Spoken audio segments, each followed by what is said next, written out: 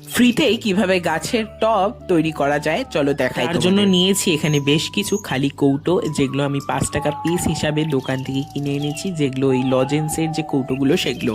তোমাদের যে ঘরের বিস্কুট বা অন্য কিছুর যে কৌটোগুলো সেগুলো যদি থাকে তোমরা কিন্তু সেগুলো দিয়েও বানিয়ে নিতে পারো। এবার উপরের অংশটা সমান করে কেটে নিলাম, এরপরে নিচের অংশটাতেও বেশ কিছু ফুটো করে নেব।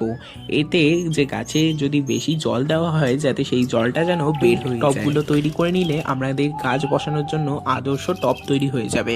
ব্যাস, এবার 5টা টব তৈরি করেছি এখানে আমি, আর এগুলোতে এখন গাছ বসাবো। এই ভিডিও তোমরা আগের দিন নিশ্চয়ই দেখেছো, তবে আজও আবার একটু দেখিয়ে দিলাম। নিচে কিছুটা শুকনো পাতা, তার উপরে সবজির খোসা, অল্প করে মাটি দিয়েই গাছগুলোকে বসিয়ে এভাবেই শীতের সময় নানান রকমের ফুলের গাছ বসাতে পারো খুবই কম খরচ দিয়ে টব বানিয়ে।